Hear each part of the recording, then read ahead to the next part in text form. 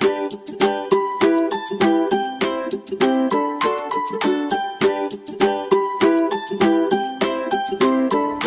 adik-adik semuanya, bagaimana kabar kalian pagi ini? Semoga baik-baik saja ya. Karena kalau kita ikut ibadah sekolah dulu, kita harus baik-baik saja. Gimana pagi ini udah dapat berkat apa aja dari Tuhan? Pasti sudah banyak kan yang kalian terima pagi hari ini. Termasuk kalian bisa bangun pagi, kalian bisa sarapan pagi, itu juga termasuk berkat loh. Tuhan itu baik sekali. Setiap hari Dia mengasihi kita dengan berkat-berkatnya yang selalu kita terima. Oke, kalau begitu sebelum kita mulai ibadah pada pagi hari ini, kita memujikan sebuah lagu dulu yuk. Hari ini harinya Tuhan.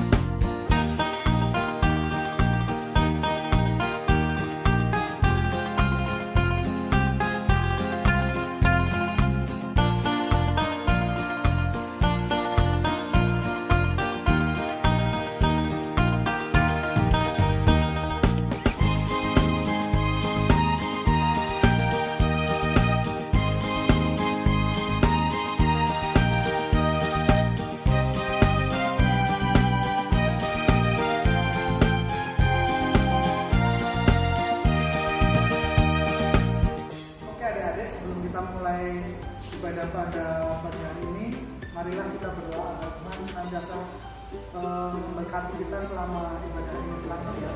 Mari kita berdoa. Ya Tuhan Yesus, terima kasih Engkau telah kumpulkan anak-anak-Mu di rumah mereka masing-masing tentunya, karena masih terikat dengan pandemi COVID-19 ini ya Bapak. Semoga itu tidak menjadi penghalang akan segala berkat-berkat-Mu. Semoga tidak menjadi penghalang untuk anak-anak-Mu untuk terus bersukacita dalam menerima firman-Mu pada pagi hari ini.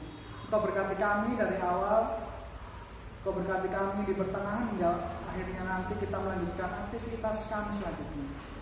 Ya Tuhan, berikanlah kemampuan kami untuk tetap fokus pada ibadah kali ini, agar kami dapat menerima firman dan materi yang akan disampaikan dengan baik, dan kami bisa memahami serta bisa mempraktikkan segalanya itu di kehidupan sehari-hari. Berkatilah anak-anak-Mu ini ya Tuhan.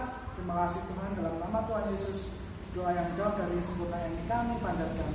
Terima kasih ya Tuhan Yesus, dalam nama Bapa, amin. Oke, setelah doa pembukaan, kita akan menerima firman pada pagi hari ini yang diambil dari Markus 1 ayat 29 sampai 39. Tapi sebelumnya kita pujikan nama Tuhan lagi. Dengar Dia panggil nama saya.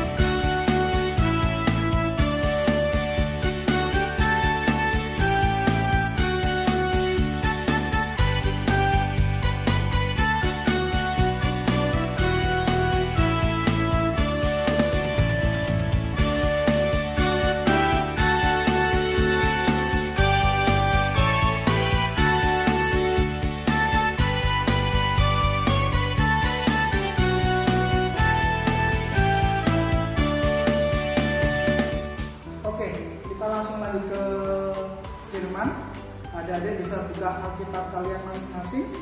Kita buka Markus 1 ayat 29 sampai 39 yang berjudul Yesus menyembuhkan ibu mertua Petrus dan mari kita baca bersama-sama ya. Yesus menyembuhkan ibu mertua Petrus dan orang-orang lain. Sekeluarnya dari rumah ibadat itu, Yesus dengan Yakobus dan Yohanes pergi ke rumah Simon dan Andreas. Ibu mertua Simon terbaring karena sakit.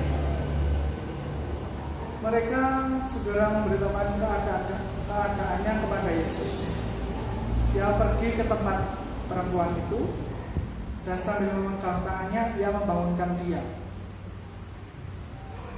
Lalu lenyaplah demamnya. Kemudian perempuan itu melayani mereka. Menjelang malam, sesudah matahari terbenam, dibawalah kepada Yesus semua orang yang menderita sakit dan yang kerasukan setan. Maka berkerumunlah seluruh penduduk kota itu di depan itu. Ia menyembuhkan banyak orang yang menderita bermacam-macam penyakit dan mengusir banyak setan. Ia tidak memperbolehkan setan-setan itu berbicara, sebab mereka mengenal dia. Dilanjutkan ayat yang ke-35 ya. Yesus mengajar di kota-kota lain. Pagi-pagi benar, waktu hari masih gelap, ia bangun dan pergi keluar. Ia pergi ke tempat yang sunyi dan berdoa di sana. Tetapi Simon dan kawan-kawannya menyusul dia. Waktu menemukan dia, mereka berkata, "Semua orang mencari Engkau." Jawabnya, "Marilah kita pergi ke tempat lain, ke kota-kota yang berdekatan, supaya di sana juga aku memberitakan Injil, karena untuk itu aku telah datang." Lalu pergilah ia ke seluruh Galilea dan memberitakan Injil dalam rumah-rumah ibadat mereka dan mengusir setan-setan. Demikianlah firman Tuhan yang kita terima pada pagi hari ini. Adik-adik, sebelum kita mendengarkan renungan pada pagi hari ini, kita lihat ilustrasi yang berikut ini dulu yuk. Pimpinan akan melakukan apapun yang kami bisa untuk membantu saudara-saudari di berbagai daerah bencana ini.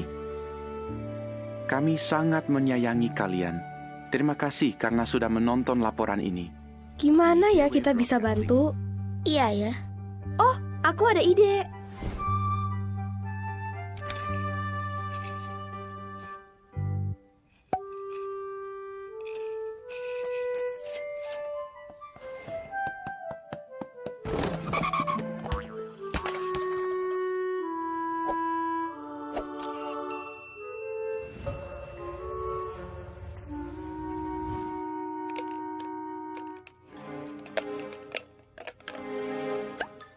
Yes.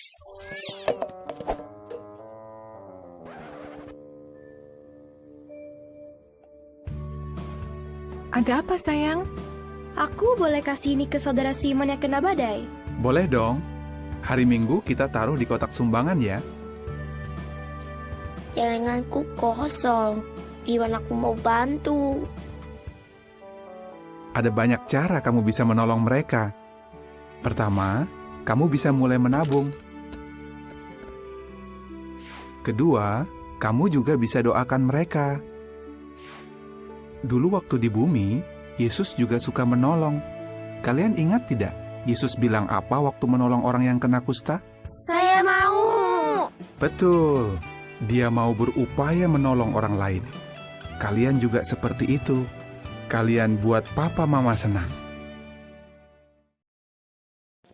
Nah adik-adik, dari ilustrasi tersebut kita diajarkan untuk tolong menolong sesuai dengan judul renungan kita pada pagi hari ini, yaitu Aku Tidak Lelah Menjadi Penolong. Berdasarkan firman yang telah kita baca tadi, di situ diceritakan bahwa Tuhan Yesus menolong orang-orang yang ditemuinya, bahkan dari pagi hingga matahari terbenam, dan esok paginya lagi dia kembali ke aktivitasnya untuk menolong orang-orang yang kita temui. Nah, bagaimana adik-adik? Apakah adik-adik juga suka menolong? Menolong tidak harus melulu tentang bagaimana kita bisa melakukan sesuatu untuk orang lain. Contohnya seperti tadi, bisa menyumbang uang untuk orang-orang yang terkena bencana. Tetapi juga bisa kita mulai dari diri kita sendiri di lingkungan kita. Bagaimana caranya coba? Ada yang tahu? Benar sekali.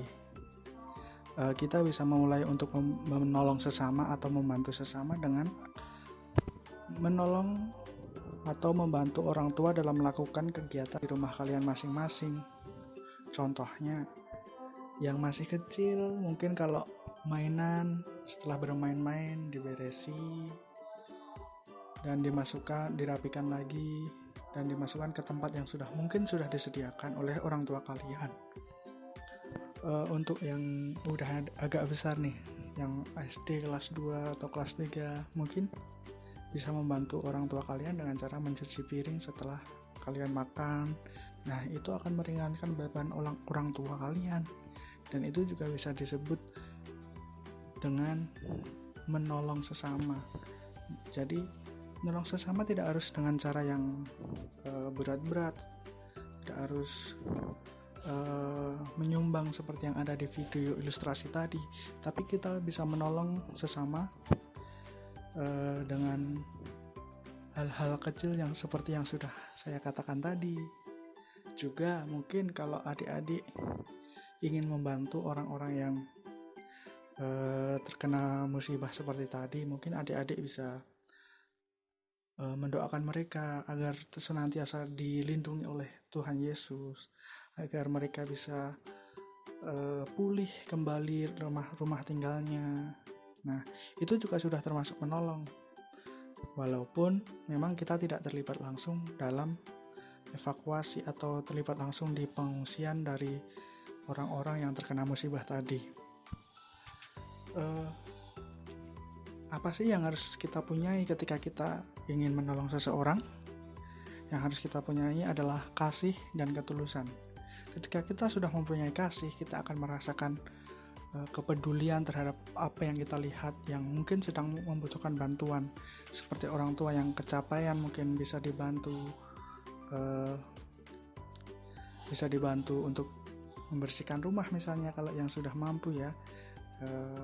Kemudian setelah kita memiliki kepedulian, kita akan mempunyai niat yang baik, dan seharusnya kita memiliki niat baik. Jadi kita harus ingat selalu bahwa Tuhan Yesus tidak pernah lelah untuk menolong siapapun yang Dia temui.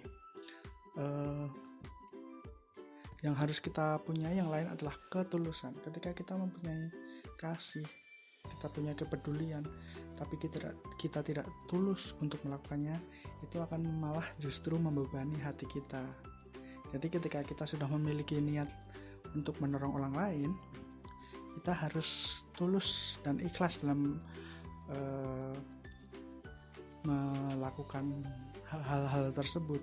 Jadi kita tidak akan merasa terbebani, justru malah kita senang karena kita sudah bisa melakukan apa yang Tuhan Yesus kehendaki kepada anak-anak seperti kita. Nah, anak-anak, kakak berharap mulai hari ini, nanti setelah ibadah, besoknya lagi, anak-anak mempunyai kepedulian, mempunyai jiwa sosial, mempunyai keikhlasan dalam melakukan sesuatu, sehingga hidup anak-anak mencerminkan terang dan garam yang sudah pernah diceritakan oleh Tuhan Yesus. Kita bisa meneladani perbuatan Kristus, dan kita bisa menguntungkan banyak orang lain juga, karena kan kita sebagai anak-anak Kristus diharuskan untuk menjadi berkat bagi orang-orang di sekeliling kita. Jadi sekecil apapun bantuan kalian, sederhana mungkin yang kalian lakukan, jika niat kalian adalah untuk membantu orang lain dan didasari dengan rasa tulus dan rasa kasih, itu akan mencerminkan diri kita sebagai anak-anak Kristus yang taat kepada Tuhan Yesus sendiri. Itulah yang dikehendaki Tuhan Yesus untuk kita pada hari ini, untuk memiliki jiwa sosial yang tinggi walaupun sederhana apa yang kita lakukan. Demikian renungan dari saya. Semoga adik-adik bisa menerimanya dan bisa menerapkannya dalam kehidupan adik-adik sehari-hari. Terima kasih, selamat pagi, sampai jumpa. Ya, Bye. terima kasih kepada rekan kita yang telah menyampaikan firman pada pagi hari ini. Semoga firman yang adik-adik semua dapatkan pada pagi hari ini bisa adik-adik tanamkan dalam hati adik-adik dan juga bisa adik-adik terapkan dalam kehidupan adik-adik setelah ini ya. Sekarang tiba saatnya kita akan membuka persembahan yang akan diiringi dengan pujian persembahan beri syukur.